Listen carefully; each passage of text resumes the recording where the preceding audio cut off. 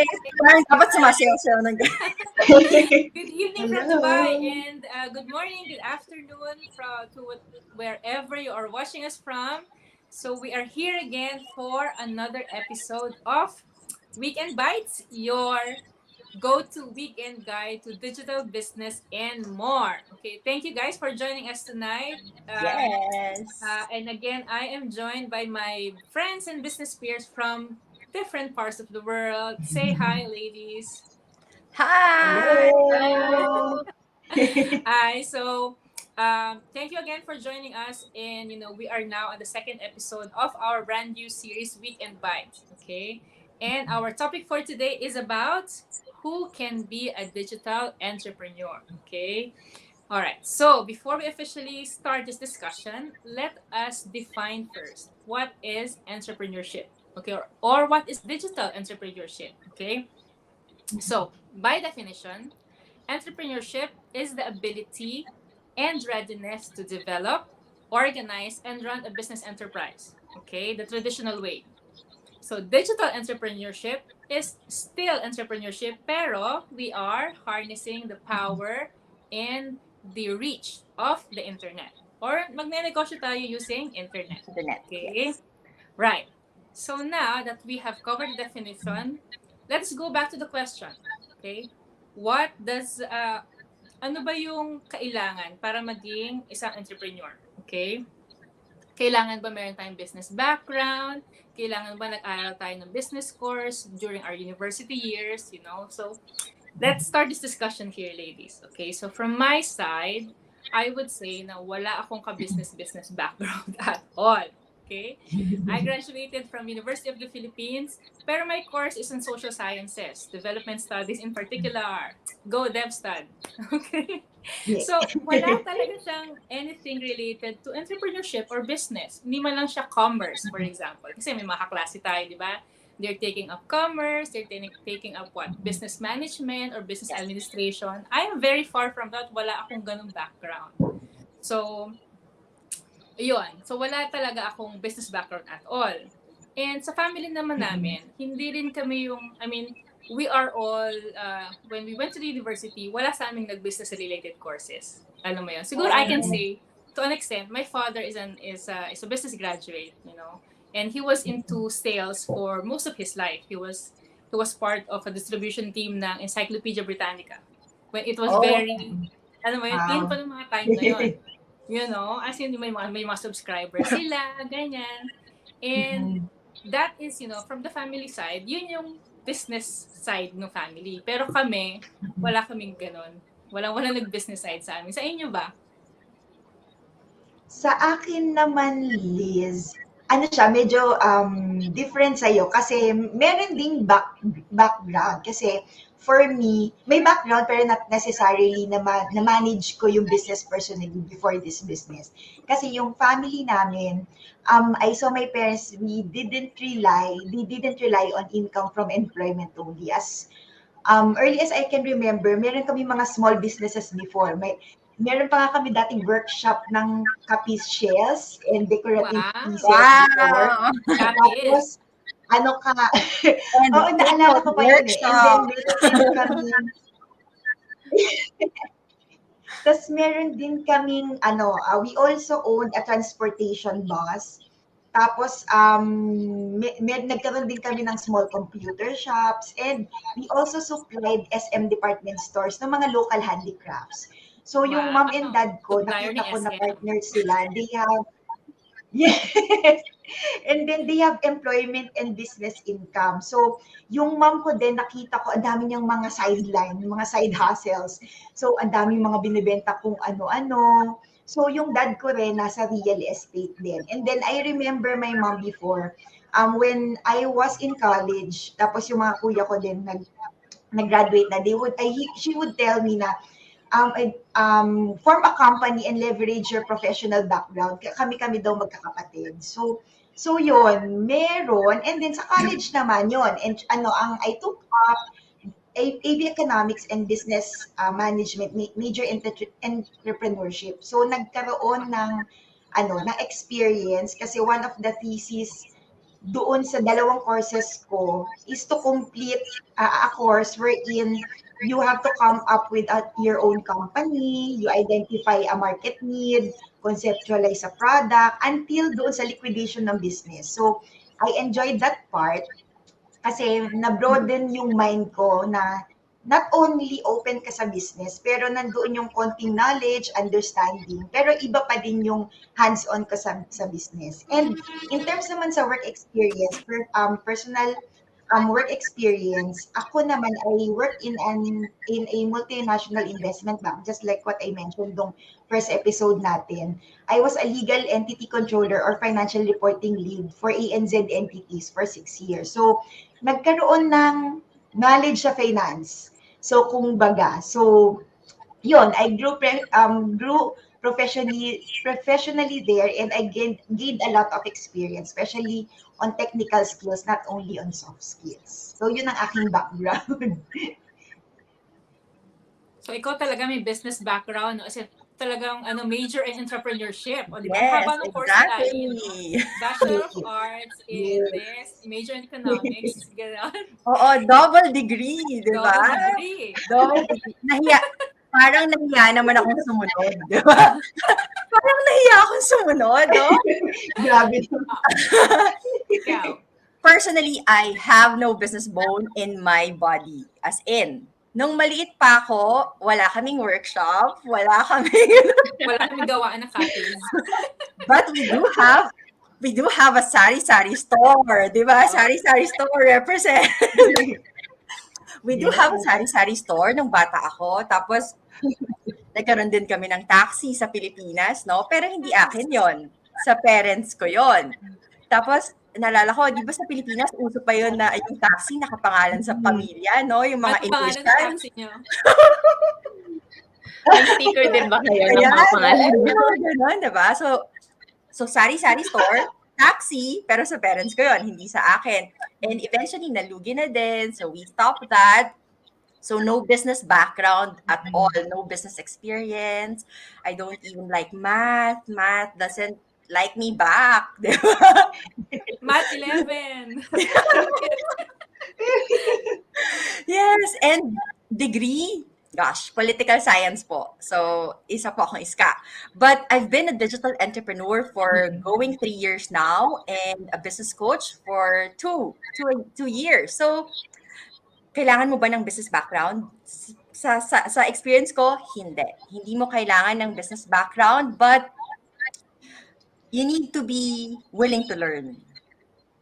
Kailangan interesado kang matuto. Kasi in this day and age, yung knowledge, hindi naman siya din nasa eskwelahan lang din. Di ba? Ang daming sources of information ngayon. Wag lang tayo sa fake news. No? Ayaw natin ng fake news. So, in my case, in my case, I would say just be willing to learn, be independent and resourceful, and be accountable to yourself and your goals. And I speak to those without any business background at all. Set aside time to learn if you want to be a digital entrepreneur. Oo. Actually, medyo na pag-uusapan natin siya later on, what you need to have for you to become a digital entrepreneur. Pero siguro going back to sa question na, do you need to have business background?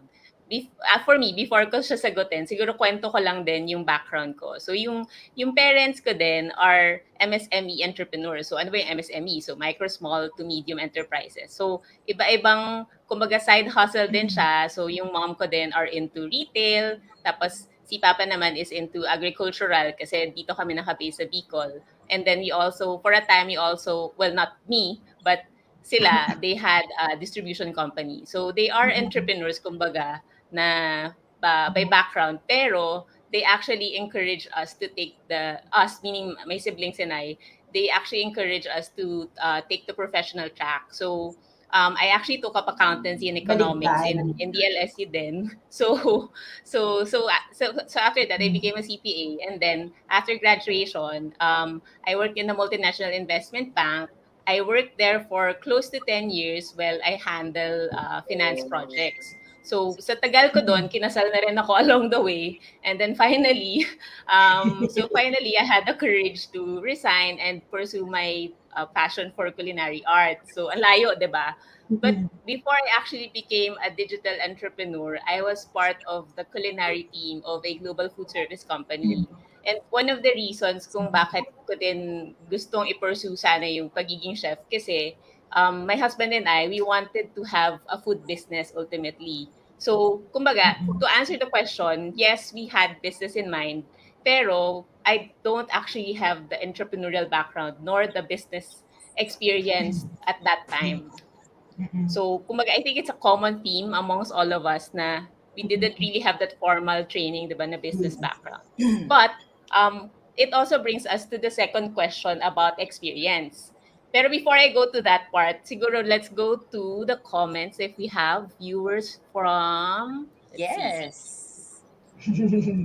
Ayan, si JC Caridad. Hi, hello JC. Hi. From Hello. Darren. Hello, beautiful ladies watching from PH. Good evening, Darren. Good evening, Darren. Krista, also from PH. Hi, Krista. Hi, Krista. Neha, hello. Hi, Neha. Hello, Neha. Neha, from Mauritius. Daming viewers. Diba? Layo ng nararating ng page natin. Kathy. Hello, ladies watching from Singapore. Yes, Hello, Singapore Kathy. represent. Thanks for tuning in. Anna. Okay, watching live from Laguna. Oh, Anna, you went home now. Yes, I remember. Hi, Anna. Nasa Pinas pala siya. Wow. And agree, willingness to learn. Yes. Mamaya, further on that topic, Darren. Ayan. Christian. Si Christian nanonood din. Watching from Dubai. Hi, Ian. From the living room.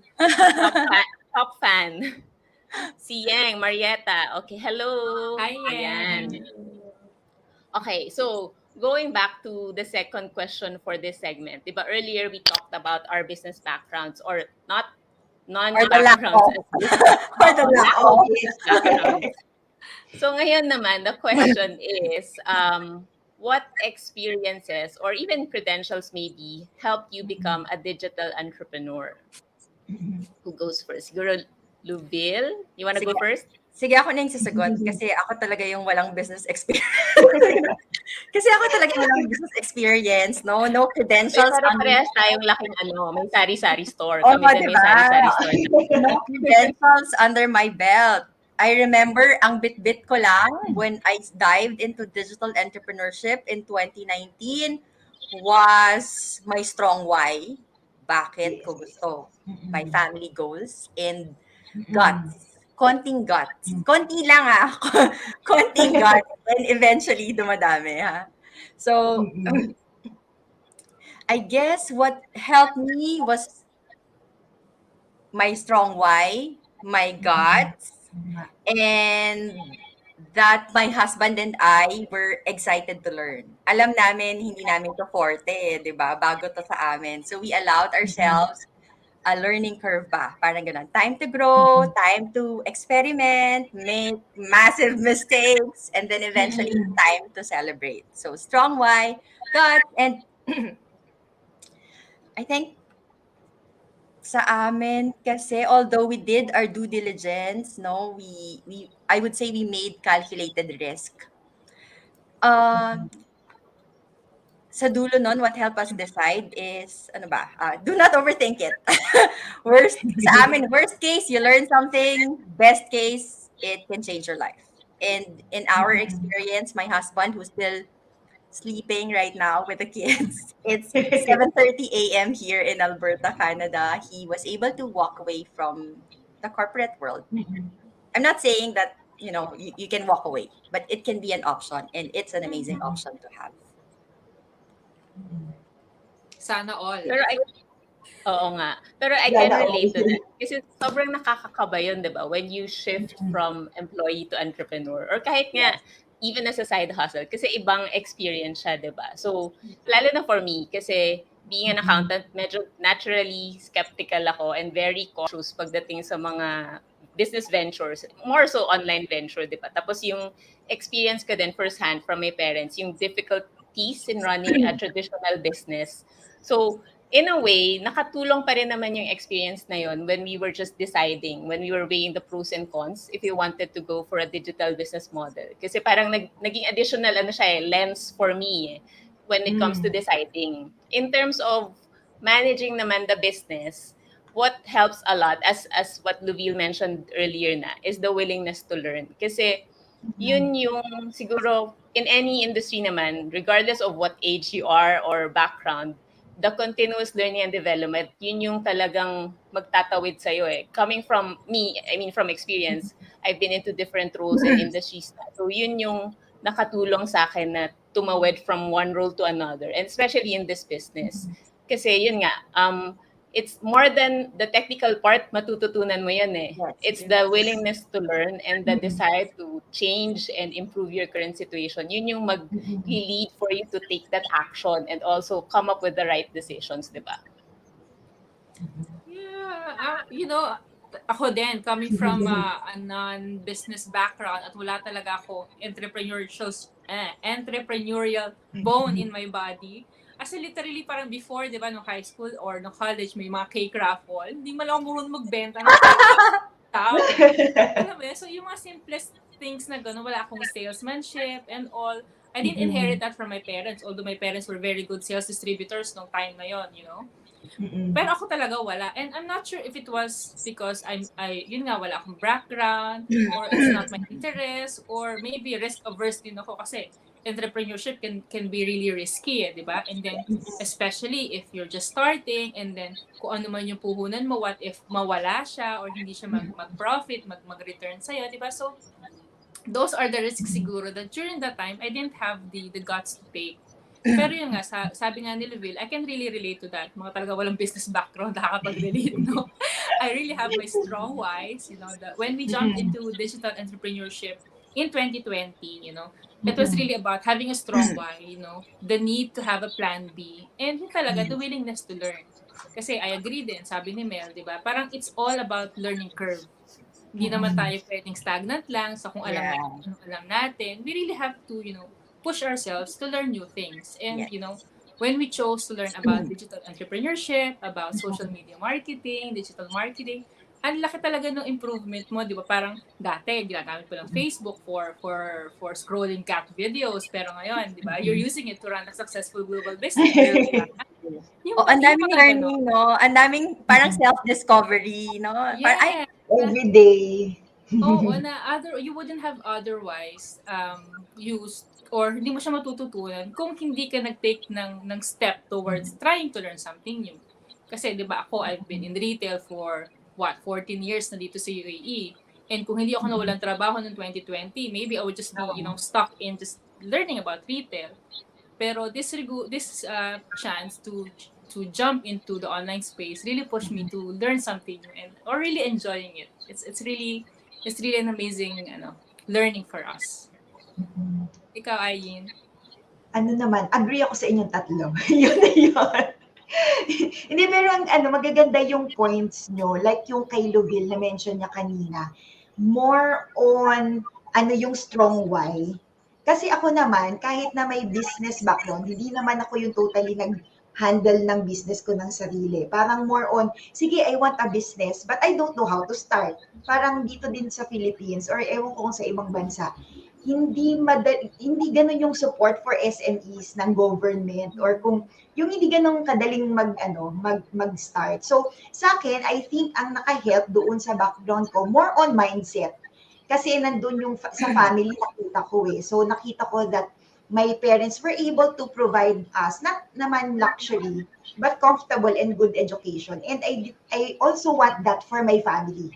So, kailangan pag nag-start ka dito sa business, you have a big reason. Parang yung sinabi kanina ni Luville. Parang you should have a big reason or your why to pursue something out of your ordinary. So, kailangan din mapursige ka. So, hindi kailangan na may background ka talaga, pero pag nandun yung determination, magsasucceed ka naman eh.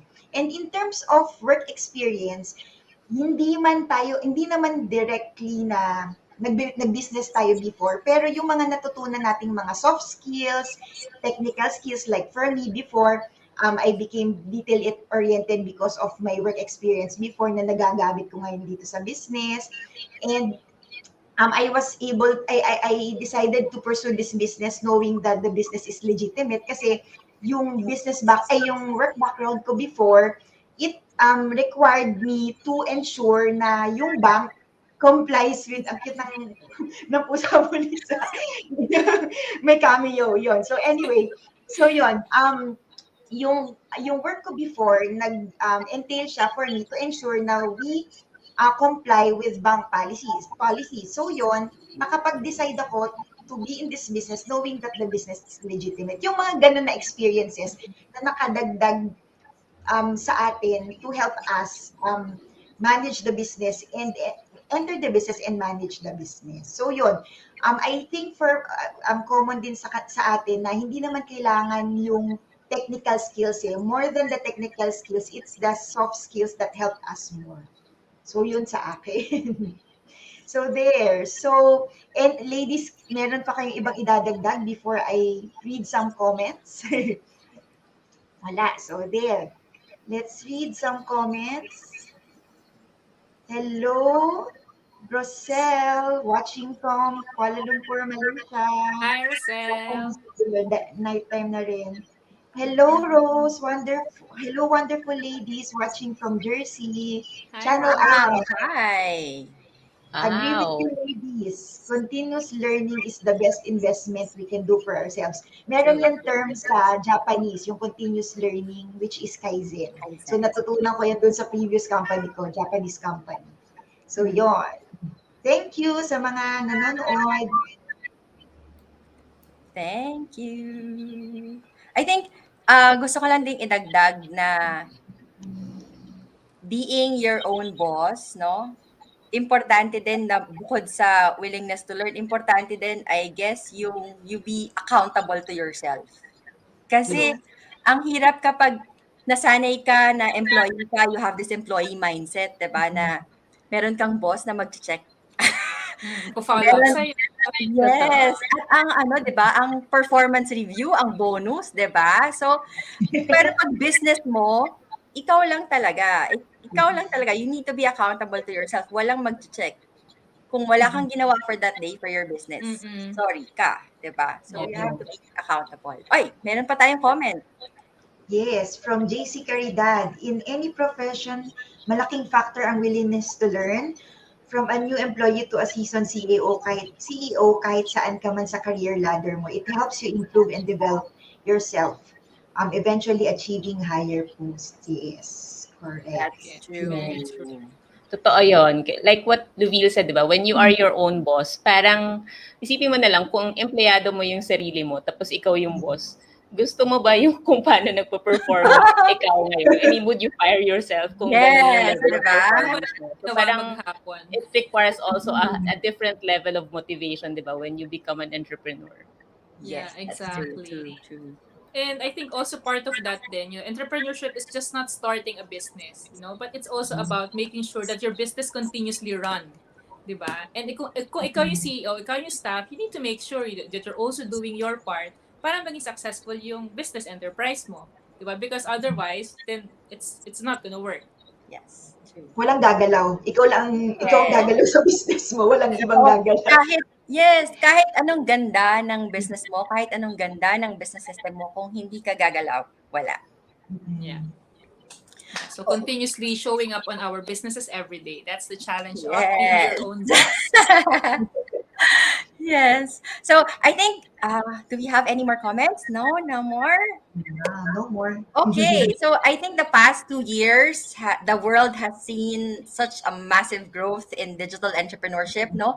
Owing largely to how this pandemic has moved people online, has forced people and businesses to move online. So, if you're itsy bitsy interested to make the move, feel free to connect with us. We're gonna flash our websites in the credits video, or just simply send us a message. We'd love to walk you through what we've been doing, what is this business system that we're talking about. So that's it for this episode. Thanks for watching. We hope we were able to share some valuable information on who can be a digital entrepreneur. No, you don't need a business background, but first and foremost, be willing to learn. Be resourceful, di ba? At totoo yung nasabi ni Ayin, kailangan pursigido ka at decidido. And lastly, be accountable to yourself, to your goals. That's the challenge of being your own CEOs. So we hope to see you on our next episode as we talk about what's in it for me. Ano ba yung perks of digital entrepreneurship? We'll see you again here on Weekend Bytes, your weekend go-to guide for digital business and more. Bye. Thanks Bye! for Thanks for watching. watching. Bye. Thanks for watching.